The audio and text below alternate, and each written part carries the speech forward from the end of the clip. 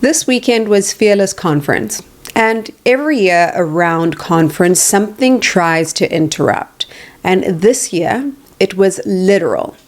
At 9 a.m. in broad daylight, a pit bull sprinted across the freeway and hit the front of our G63. It happened in seconds. Our instinct was to pull over because that's what you do after a collision. You stop, you assess, you process. Cars were moving fast, so it wasn't safe to stop. We called 911 and the authorities said something that I cannot shake. They said, "Do not pull over, keep going." Now, it sounds simple, but everything in us wanted to stop. But stopping right there, right then, in the middle of a fast-moving freeway would have created more danger than the impact itself. And that's when something clicked for me. Because sometimes it's more dangerous to pull over from your destiny than it is to keep moving forward with damage. Not pretending nothing happened, not ignoring the cost, because the car's in the shop, but we kept going. And here's what makes this even more significant. We weren't just driving anywhere. We were on our way to hear Pastor Christy preach a message called The Divine Override. A message that, by the end of it, felt like it was written for us. And she said something that pierced me deeply. She said, God will never release a dream that outpaces your maturity. Yikes. And she also said that your pain is either a coffin or a classroom. When that collision happened, we had a choice. Is this going to be a coffin moment, or is this going to be a classroom moment, a teaching moment? Is this interruption going to intimidate us, or is God going to use it to refine us? Because here's the reality. There will always be something that runs across your path, something unexpected, something disruptive, something that costs you something. But not everything that hits you is meant to halt you. Proverbs 4 says, "Let your eyes look straight ahead. Fix your gaze directly before you. Do not turn to the right or to the left. Stay focused." Hear me in this. Stay focused, because distraction, it can be subtle. It doesn't always look evil. Sometimes it just looks like urgency. And I've realized something else and something in my life, that there is an urgency that I have been carrying lately. An urgency that sounds like productivity. An urgency that looks disciplined. But if I'm being honest, it's been driving me to work around the clock, like everything in life depends on me. Like if I just grind harder, push more, sleep less, sacrifice more, I can secure what God has already promised me.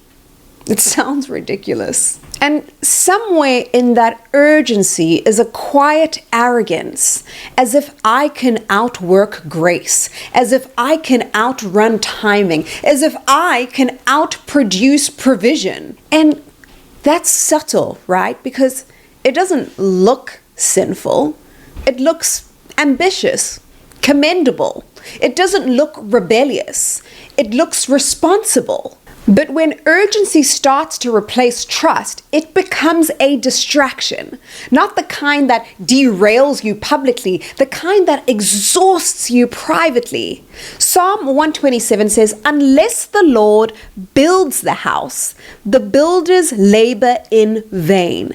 And that verse, it isn't anti-work. It's anti-striving, because there is a difference between diligence and desperation, between faithfulness and fear, between obedience and overcompensation. And I think part of the collision for me wasn't just external, it was internal, because God reminded me that you don't have to outwork me.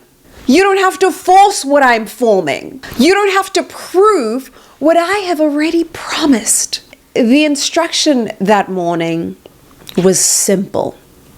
Keep going. Not frantically, not fearfully, but faithfully. Just because there was resistance doesn't mean you're out of position. Just because something collided with your life, it doesn't mean heaven canceled your calling. Jesus walked into Nazareth and declared who he was in Luke 4. It says, "The Spirit of the Lord is upon me," and the room was filled with anger. This is what Pastor Mike preached, that he had the same anointing but was in a different atmosphere, because rejection didn't cancel his assignment, it revealed it. And sometimes the pushback isn't proof that you've missed it, that you've missed the mark somehow. Sometimes it's proof that you are moving in purpose. The car is in the shop, but the calling isn't. We handled what needed to be handled, but we didn't pull over from our assignment. So if something has hit your life this week, if something has interrupted your momentum, if something has shaken you, fix what needs fixing. Pray, process, grow, but don't stop where it isn't safe to stop. Not every collision is a cancellation. I'll say it again. Not every collision is a cancellation. And until next time, let's love more, and we'll see you at the next PSA. Whew, not every collision is a cancellation. If this message encouraged you, share it with the first person that comes to mind. We have messages just like this in a playlist, almost 200 for them, created for you and those around you. Definitely give them a listen, and we'll see you next week.